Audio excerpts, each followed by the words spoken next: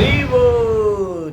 जिसने ब्रज रज लगाई ब्रज धाम की, जिसने ब्रज रज लगाई ब्रज धाम की, उसको मिल गई शरण फिर धाम की, उसको मिल गई शरण फिर धाम की।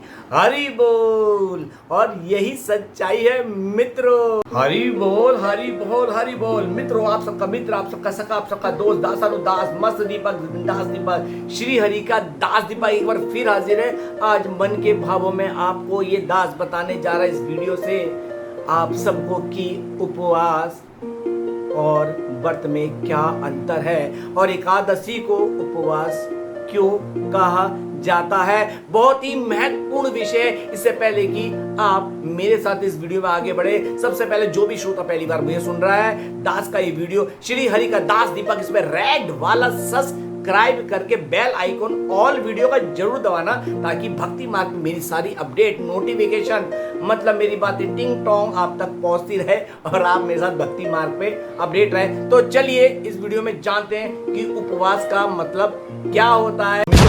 जैसा कि मैंने आपसे पिछले वीडियो में कमिटमेंट किया था कि मैं अपने अगले वीडियो में जरूर बताऊंगा कि एकादशी को उपवास क्यों कहा जाता है और उपवास और व्रत में क्या अंतर होता है। ये वीडियो इसी बात को समझने के लिए, तो अपनी बुद्धि विवेक से मेरी बात को ध्यान से सुनिएगा, समझिएगा।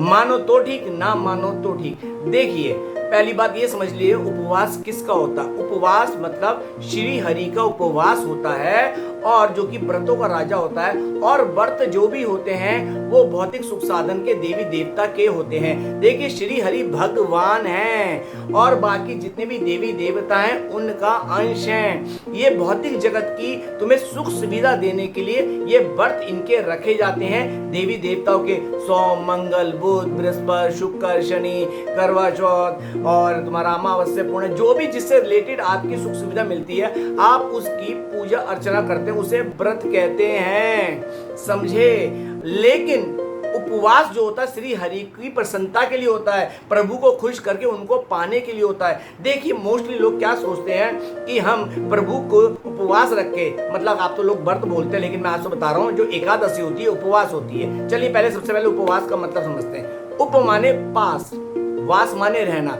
उस दिन प्रभु के पास रहना मतलब हरि नाम कीर्तन में रहना है। जितना हो सके हमें एकादशी के दिन हरि नाम कीर्तन करना है। जो माला जपते हैं वो माला 4 जपते तो 8 जपनी है, 16 जपते तो 32 जपनी है, जितना हो सके, क्योंकि उस दिन माला की जो पावर होती है अपने आप में बहुत ही ज्यादा 1000 गुना बढ़ जाती है। जैसे एक माला आप करते हो, एक माला 108 करने के बाद आपको 1 पॉइंट मिलता है, तो उस दिन एक माला का आपको 1000 गुना पॉइंट मिलता है। तो सोचो उस माला द्वारा हमारी चेतना कितनी शुद्ध होती है। और चेतना तभी शुद्ध होगी जब हमारे अंदर से, भीतर से भोगों का, भोग से पापों का नाश होता है, क्योंकि हर भोग की जड़ पाप है। पाप के मारे ही हम दुख तकलीफ भोगों में फंसे पड़े हैं। तो उपवास मतलब होता उप माने पास, वास माने रहना, मतलब एकादशी के दिन अपने श्री हरि के कीर्तन में रहना।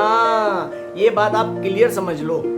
इसलिए प्रभु को जो उपवास होता है भौतिक सुख साधन के लिए होता, प्रभु को पाने के लिए होता है। वो बात अलग है कि प्रभु अपनी कृपा से आपको और माला माल कर दे, धन संपत्ति दे दे, यश कीर्ति दे दे, वो श्री हरि के ऊपर छोड़ दो। आपने तो ये रखना है सोच के कि मेरे श्री हरि जो कि जिसका मैं अंश हूं, वो परम पिता परमेश्वर उस भगवान श्री कृष्ण का मैं उपवास रख रहा हूं ताकि मेरे गोविंद खुश होएं। उनकी खुशी के लिए हमें जीवन जीना चाहिए, क्योंकि दुनिया में आप अपने रिश्तों के लिए, बेटों के लिए, बहू के लिए, बच्चों के लिए, माँ के लिए, बाप के लिए, जितने भी आप प्रयत्न कर लो, जितनी भी सुख सुविधा कर लो, वो कभी खुश नहीं हो सकते। कोई भी इंसान अपने किसी भी रिश्ते को तसल्ली नहीं करा सकता, उन्हें प्रसन्न नहीं कर सकता, वो कभी लास्ट में निकाल ही देते हैं। कोई भी इंसान सेटिस्फाई नहीं कर पाया अपने रिश्तेदारों को, अपने बच्चों को, अपने पिता को, अपनी माँ को। दुनिया के रिश्ता कोई भी किसी को सेटिस्फाई नहीं कर सकता, क्योंकि हर इंसान ज्यादा की उम्मीद करता है और लास्ट में कि तुमने हमारे लिए किया क्या। और श्री हरि कहते हैं तू सिर्फ और सिर्फ मेरे लिए उपवास रख, मुझे प्रसन्न कर, मैं तेरे सारे दुख दर्द हर लूंगा,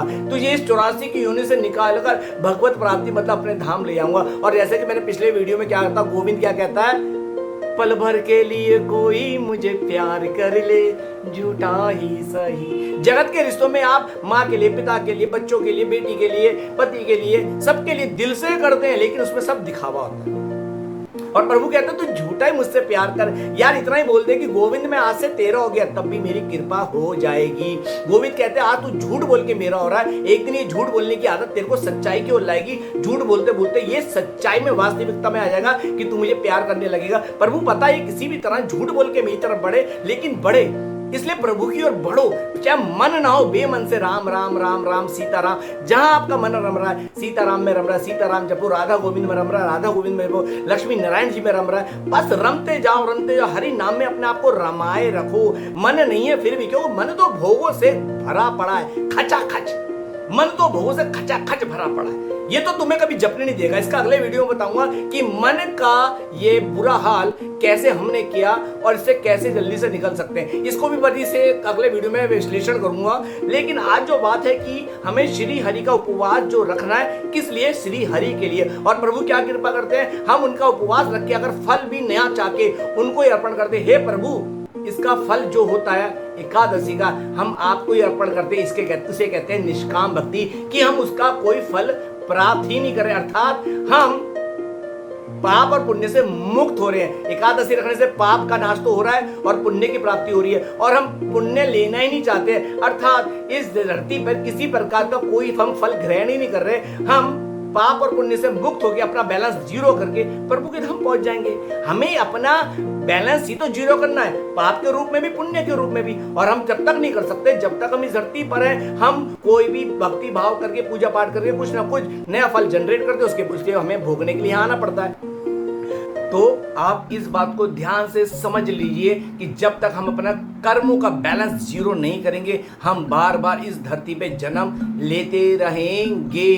तो इसलिए उपवास वो माध्यम है जिसके द्वारा हम प्रभु का नाम जप करके प्रभु को प्राप्त कर सकते हैं। उपमाने पास, वास माने रहना। उस दिन हमें एकादशी के दिन जितना हो सके हरि कीर्तन, हरि चिंतन करना चाहिए, अपने आप को प्रभु से उस दिन जोड़ के रखने चाहिए, जो कि महीने में 2 बार एकादशी आती है, कृष्ण पक्ष की, एक शुक्ल पक्ष की, और 3 साल में जो होती है एकादशी 2 बढ़ जाती है। जैसे महीने में 2 होती है तो साल की 24 होती हैं, लेकिन 3 साल में एक महीना ऐसा आता है जिसे कहते हैं अधिक मास। वो अधिक मास क्या है? वो अधिक मास है जब नरसिंह भगवान प्रकट हुए थे, उन्होंने हिरण्यकश्यप का संहार किया था। तब उस अधिक मास में 2 एकादशी बढ़ जाती है। उस अधिक मास की बहुत वैल्यू है, जैसे कि अगले साल शायद अधिक मास का ही आ रहा है। तो आप इस बात को समझ लो। और व्रत आप भौतिक सुख साधन के लिए करते हैं, धन दौलत मान सम्मान यश कीर्ति शोहरत के लिए करते हैं, देवी देवताओं की पूजा करते हैं, हर तरीके से यश कीर्ति के लिए करते हैं। और उससे क्या होता है, आपको वो फल मिलता है आपका जब वो मंत्र द्वारा, क्योंकि देवी देवता जितने भी ये सब मंत्रों के अधीन है। जब आप मंत्र सिद्ध कर लेते हैं तो आपको सिद्धियां यश कीर्ति में मिलती है, धन दौलत के रूप में मिलती है, पद प्रतिष्ठा के रूप में मिलती है। फिर आप क्या करते हो, उसी में फंस कर, क्योंकि माया आएगी, माया तो आपके अंदर घमंड लाएगी, फिर आप भोग वासना में लगोगे, मैं और मेरा करोगे, क्योंकि धन अपने आप में आपकी बुद्धि हर लेता है। और जब धन आपकी बुद्धि हरेगा तो आप पाप करते चले जाओगे, क्योंकि बुद्धि आपकी बुद्धि विवेक हर लेती है, माया आपकी बुद्धि विवेक हर लेती है, और आपकी सोचने समझने की शक्ति खत्म हो जाती है। और आप माया में अंधे होकर ये नहीं सोचते कि मैं क्या कर रहा हूं क्या नहीं, बस अपना मन माना खाना, मन माना पहनना और मन माना जीवन जीवन जीते जाते हो। जिस कारण आप जितने पाप करते हो अच्छे समय में, उतनी जल्दी जो अच्छे समय का जो पीरियड होता है बड़ी जल्दी खत्म हो जाता है। जब आपका फिर पाप एक्टिव होता है ना, फिर देखो आपकी वाट लगती है, दुख तकलीफ जीवन में आती है ना, कैसी कई जेल में चले जाते हैं, बीमारी से ग्रस्त हो जाते हैं। जैसा कर्म किया तो उसका फल जनरेट हो जाता है। तो श्री कृष्ण ने साफ क्या है कि मैं तेरे कर्म में इंटरफेयर नहीं करता, तू जैसा करेगा तेरे को फल उसका वैसा भुगतना है। तो आप समझ लीजिए कि व्रत भौतिक सुख साधन के लिए होते हैं और एकादशी श्री हरि को पाने के लिए होती है, कि हम भले झूठे सही, हम भले झूठे सही अगर गोविंद को प्यार करें, गोविंद के लिए तो हम सच्चे हैं, लेकिन हम झूठे भी गोविंद को प्यार करेंगे तब भी गोविंद की कृपा बरसती है। और अंत में चलते चलते बहुत महत्वपूर्ण बात, समझने वाली बात है, हमारा हिंदू सनातन धर्म सुबह 4 बजे सूर्य उदय से शुरू होता है। अर्थात आप व्रत रखें या उपवास रखें, सूरज की किरण से शुरू होता है और अगले दिन सूरज की किरण तक ही चलता है। हम अंग्रेज नहीं, अंग्रेजों ने आके हमारी संस्कृति का नाश करने की कोशिश की, जबकि आपको पता है रात को 12 बजे उनकी दिनांक, मतलब इंग्लिश में डेट, दिनांक चेंज होती है। हमारी तिथि विक्रम संवत से चलती है, जो कि सूर्य उदय के साथ है। इसलिए कई लोग जो व्रत भी रखते हैं ना, रात को सोमवार को 12 बज गए तो मंगल लग गया, 12 बजे बाद कुछ नहीं खाना। अरे भाई आप 2 बजे तक, सुबह 3 बजे तक खाओ, मंगलवार की सुबह जैसी सूर्य उदय होगा आपका व्रत शुरू हो जाएगा और अगले दिन बुधवार की सुबह सूर्य उदय तक चलेगा। क्या ये लोग होते हैं मंगलवार का 12 बज गए उसके बाद कुछ भी खा लें? अरे भाई अपनी संस्कृति को समझो, सम्मान करो, सनातन धर्म को समझो कितना पवित्र है। अंधेरे से अंधेरे में बदलने को दिन नहीं कहते। जो दिन के साथ जीवन का शुरुआत करे उसे कहते हैं परिवर्तन, उसे कहते हैं दिन की शुरुआत। तो अपनी संस्कृति को समझो, सम्मान करो अपने धर्म का। जो लोग अपने धर्म का अपमान करते हो खुद ही याद रखना, जो धर्म का अपने सनातन धर्म का अपमान करता है, जो सनातन धर्म से निकला है वो भटका है, और जो अपमान करता है वही भोगों में लटका है। तो अपने धर्म का सम्मान करो, संस्कृति को समझो, चाहे उपवास रखो चाहे व्रत रखो। सूर्य उदय की पहली किरण के साथ व्रत और उपवास शुरू होते हैं और अगले दिन ही सुबह उदय की किरण के साथ ही वो समाप्त होते हैं। और एक बात, एकादशी का परहेज एक दिन पहले लग जाता है। एकादशी का परहेज एक दिन पहले लग जाता है, इसमें लहसुन प्याज त्यागनी पड़ती है, चावल भी नहीं होना चाहिए। और एकादशी वाले दिन शुद्ध आचरण के साथ प्रभु का नाम ध्यान करना चाहिए, मन भाव प्रभु में लगाना चाहिए, तुलसा दल प्रभु को भोग लगा के खुद ग्रहण करना चाहिए। अगले दिन जो पारण का समय होता है द्वादशी, उस समय पारण के समय पारण करके प्रभु को भोग लगा के अपना उपवास पूरा करना चाहिए। फल मांगना तो मांग लो, वरना अगर मेरी राय है तो मैं तो ये कहता हूँ प्रभु ये उपवास आपने रखवाया, इसका फल भी आपको अर्पण। बोलो श्री हरि लक्ष्मी नारायण की जय। उम्मीद करता हूं दास का वीडियो अच्छा लगा होगा। अगले वीडियो में बताऊंगा कई साधक पूछते हैं कि हम शुरू में माला करें तो उसके क्या नियम है, तो बहुत इंपॉर्टेंट अगला वीडियो होने वाला है। तब तक के लिए आप मेरे साथ जुड़े रहिए और मिलते हैं अगले वीडियो में। तब तक के लिए जय जय श्री राधे। राधे राधे ब्रज वास करा दे, राधे श्याम सीताराम। मिलते हैं अगले वीडियो में। राधे।